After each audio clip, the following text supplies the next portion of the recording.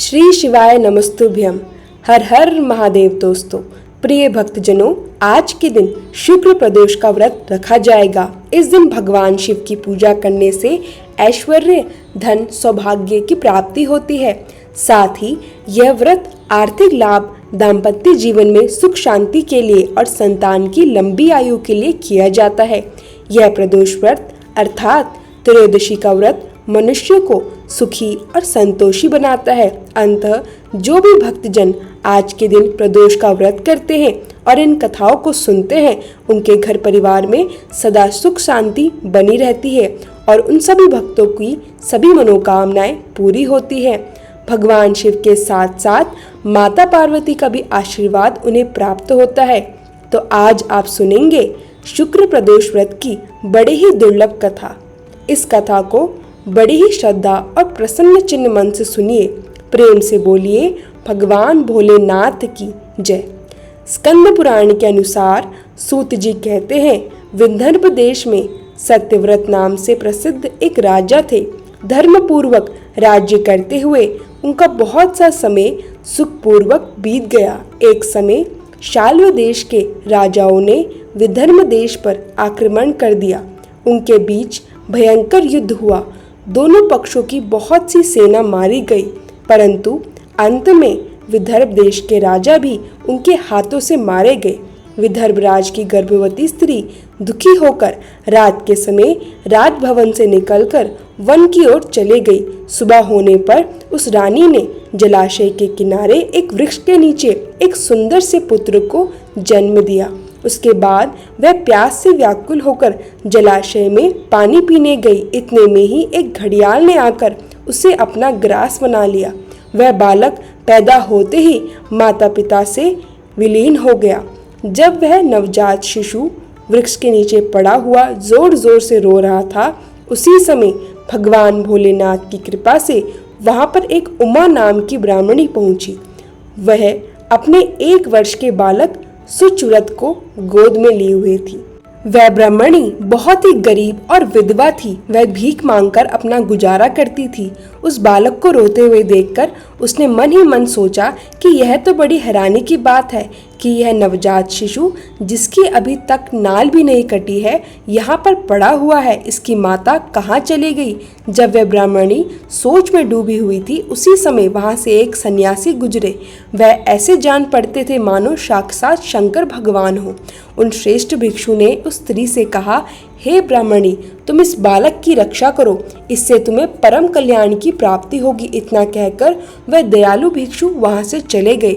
उनके जाने के बाद ब्राह्मणी ने उस बालक को लेकर अपने घर की ओर प्रस्थान किया। वह ब्राह्मणी एक चक्र नामक नगर में निवास करती थी। ब्राह्मणी ने उस बालक को अपनी बेटी के समान ही पालन पोषण किया और उसका नाम गुप्त रखा। वह भिक्षा के अन्न से ही अपने पुत्र और राजकुमार दोनों का पालन करने लगी।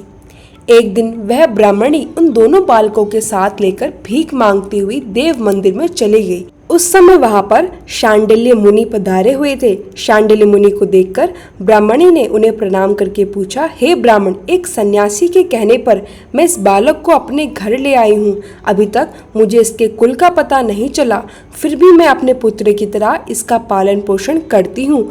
आप ज्ञान के नेत्रों से देखकर मुझे बताने की कृपा करें कि यह बालक किस कुल में उत्पन्न हुआ है और इसके माता पिता कौन है।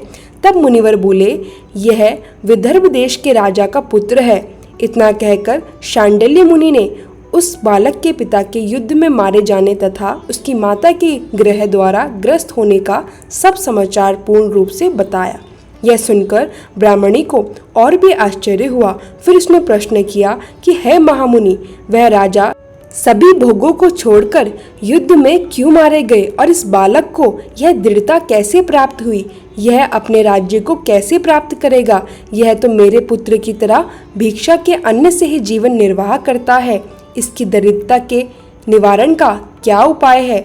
तब शांडिल्य मुनि बोले, इस राजकुमार के पिता विदर्भ राज पूर्व जन्म में शांडे देश के राजा थे।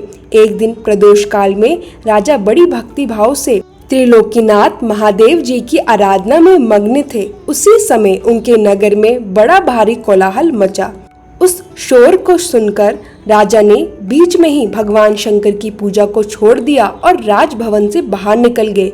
इसी समय राजा का मंत्री शत्रु को पकड़कर उनके समीप आया। वह शत्रु पांडव राज का सामंत था। उसे देखते ही राजा ने क्रोध पूर्वक उसका मस्तक कटवा दिया। शिव पूजा को छोड़कर नियम को समाप्त किए बिना ही राजा ने रात में भोजन भी कर लिया। इसी प्रकार राजकुमार भी प्रदोष काल में भगवान शिव की पूजा किए बिना ही भोजन करके सो गए। वही राजा अगले जन्म में विदर्भ राजा हुए। शिव पूजा में विघ्न होने के कारण शत्रुओं ने उसके सुख भोग के बीच में ही मार डाला। पूर्व जन्म में जो उसका पुत्र था, इस जन्म में भी राजा का वही पुत्र है। भगवान शिव की पूजा का उल्लंघन करने के कारण यह दरिद्रता को प्राप्त हुआ है। इसकी माता ने पूर्व जन्म में छल से अपनी सौत को मार डाला था। उस महान पाप के कारण ही वह इस जन्म में ग्रह के द्वारा मारी गई है। ब्राह्मणी, तुम्हारा पुत्र पूर्व जन्म में एक ब्राह्मण था। इसने अपना सारा जीवन केवल दान लेने में ही बिताया, यज्ञ आदि सत्कर्म नहीं किए, इसलिए यह दरिद्रता को प्राप्त हुआ है। उस दोष के निवारण के लिए अब यह भगवान शंकर की शरण में जाए। यदि यह दोनों बालक प्रत्येक प्रदोष के दिन भगवान शंकर का पूजन करते रहें तो वर्ष भर के भीतर ही इनकी दरिद्रता का नाश होगा और राज्य सुख की प्राप्ति होगी। इस प्रकार शरण में आई हुई ब्रह्मणी को मधुर वचनों द्वारा आश्वासन देकर शांडिल्य मुनि ने उनके दोनों बालकों को भगवान शंकर की आराधना के मंत्र का उपदेश दिया। उसके बाद ब्रह्मणी अपने दोनों बालकों को लेकर वहां से चली गई। 4 मास बाद एक दिन ब्राह्मण का पुत्र नदी में स्नान करने गया। वहां उसे धन से भरा हुआ एक घड़ा मिला, जिसे लेकर वह अपनी माँ के पास गया। माँ धन से भरे हुए घड़े को देखकर खुश हो गई और उसने कहा, इसे अपने भाई के साथ आधा आधा बांट लो। मगर धर्मगुप्त ने इस धन में हिस्सेदारी से मना करते हुए कहा, मैं किसी अन्य के भाग का भागी नहीं हो सकता। प्रत्येक व्यक्ति स्वयं के कर्म का फल भोगता है। इस प्रकार प्रसन्नता पूर्वक भगवान शंकर की पूजा करते हुए उन दोनों कुमारों का 1 वर्ष व्यतीत हो गया। एक दिन ब्राह्मण का पुत्र और राजकुमार वन में भ्रमण करने गए। मार्ग में उन्होंने देखा कि अनेक गंधर्व कन्याएं आपस में खेल रही थी। ब्राह्मण कुमार वहीं पर रुक गया और राजकुमार से बोला, हमें इससे आगे नहीं जाना चाहिए। ये गंधर्व कन्याएं हैं, किसी को भी अपनी ओर आकर्षित कर सकती हैं। मगर राजकुमार निडर होकर आगे बढ़ता गया। जब मुख्य गंधर्व कन्या ने राजकुमार धर्मगुप्त को देखा तो वह उसके प्रति आकर्षित हो गई। उसने अपनी सभी सखियों को फूल चुनने के लिए भेज दिया और राजकुमार के पास आने की प्रतीक्षा करने लगी। उसे अकेला देखकर राजकुमार उसके पास गया और उससे बातचीत शुरू की। उसने बताया कि मैं विदर्भ देश का राजकुमार हूँ। मेरे माता पिता अब इस संसार में नहीं है और शत्रुओं ने हमारे राज्य पर कब्जा कर लिया है। तब कन्या ने अपना परिचय देते हुए कहा कि मैं विदर्भ नामक गंधर्व की पुत्री हूँ। मेरा नाम अशुम है और मैं गायन में प्रवीण हूँ। उसने यह भी कहा कि मैं आपसे विवाह करना चाहती हूँ। इतना कहकर उसने अपनी मोतियों की माला निकालकर राजकुमार को पहना दी। तब राजकुमार ने पूछा, तुम राजपाट गवा चुके राजकुमार के साथ कैसे रह पाओगे और अपने माता पिता की अनुमति के बिना तुम मेरे साथ कैसे आ सकती हो? इस पर अशुम बोली, चाहे जो भी हो जाए मैं वही करूंगी जो मैं चाहती हूँ। तुम 2 दिन बाद प्रातःकाल यहाँ आकर मुझसे मिलना। इतना कहकर वह वहाँ से चली गई। राजकुमार ने वापस आकर ब्राह्मणी और उसके पुत्र को सारी बात बताई। वह दोनों बहुत खुश हुए। 2 दिन बाद राजकुमार पुनः उसी वन में गया। उसने देखा कि अशुम अपने पिता के साथ उसकी प्रतीक्षा कर रही है। तब गंधर्व राज के राजकुमार से कहा, मैं कैलाशपुरी गया था। वहाँ भगवान शिव और माता पार्वती ने मुझे बुलाकर कहा कि धर्मगुप्त नामक राजकुमार राज्य से विहीन होकर भटक रहा है। जाओ और उसका राज्य पुनः प्राप्त करने में उसकी सहायता करो। मैं उनकी आज्ञा के अनुसार अपने पुत्र अशुम का हाथ तुम्हारे हाथ में दे रहा हूँ और राज्य प्राप्त करने में मैं तुम्हारी सहायता करूँगा। मेरी पुत्री 10,000 वर्ष तक तुम्हारे साथ इस पृथ्वी पर रहेगी और जब तुम शिवलोक में जाओगे तब भी यह इस काया से तुम्हारे साथ ही रहेगी। भगवान शिव के आदेश अनुसार धर्मगुप्त और अशुम का विवाह हो गया। शमती के पिता ने अपनी गंधर्व सेना भी राजकुमार को दे दी। सेना की सहायता से उसने अपने शत्रुओं को परास्त कर दिया और अपने पिता का खोया हुआ राज्य उन्हें प्राप्त कर लिया। अब राजकुमार धर्मगुप्त राजा बन गया। उसने अपने बुरे दिनों में उसे पालने वाली गरीब ब्राह्मणी को राजमाता का दर्जा दिया और शुचव्रत को अपना छोटा भाई माना। इस प्रकार नियमित रूप से प्रदोष व्रत करने से ब्राह्मणी, उसके पुत्र शुचव्रत और राजकुमार धर्मगुप्त को धन्य धान्य तथा सुख संपत्ति की प्राप्ति हुई। सूत जी कहते हैं कि जो मनुष्य प्रदोष व्रत की इस पूर्णिमा महात्म्य को एकाग्रचित होकर सुनते हैं अथवा पढ़ते हैं, उन्हें 100 जन्मों तक भी दरिद्रता नहीं होती और अंत में वह ज्ञान के ऐश्वर्य से युक्त होकर भगवान शंकर के परम धाम को प्राप्त होते हैं। प्रेम से बोलिए भगवान शंकर की जय, माता पार्वती की जय। प्रिय भक्तजनों, अब आप सुनेंगे सभी दुखों को नष्ट करने वाली और सुख प्रदान करने वाली भगवान शिव की इस कथा को। एक नगर में भगवान शिव का एक भव्य मंदिर था, जहां हर वर्ष दूर दूर से भक्तजन शिव जी के दर्शन के लिए आते थे। उस समय प्रदोष का व्रत था। दूर दूर से भक्तजन गंगा जल लेकर भगवान को जलाभिषेक करने आए हुए थे। मंदिर का परिसर भक्तों की भीड़ से भरा हुआ था। तभी अचानक आकाश से बिजलियां चमकी और सोने का एक थाल उतरा।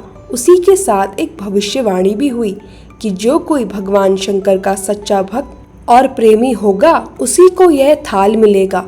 प्रिय भक्तों, मंदिर के परिसर में उपस्थित सभी लोगों ने यह भविष्यवाणी सुनी। धीरे धीरे सभी इकट्ठा हो गए। सबसे पहले एक पंडित जी आगे आए और बोले, देखिए भाइयों, मैं प्रतिदिन महादेव जी का अभिषेक करता हूँ, इसलिए मैं ही भोलेनाथ का सबसे निकटवर्ती भक्त हूँ। अंततः थाल मुझे मिलनी चाहिए। इतना कहकर पंडित जी ने थाल उठाया। जैसे ही थाल उठाया, सोने का थाल पीतल का हो गया। पंडित जी लज्जित हो गए और वह थाल वहीं रखकर चले गए। इसी प्रकार वहां उपस्थित सभी पंडितों और दानी महात्माओं ने प्रयास किया, लेकिन किसी के हाथ में वह थाल सोने का न रहा।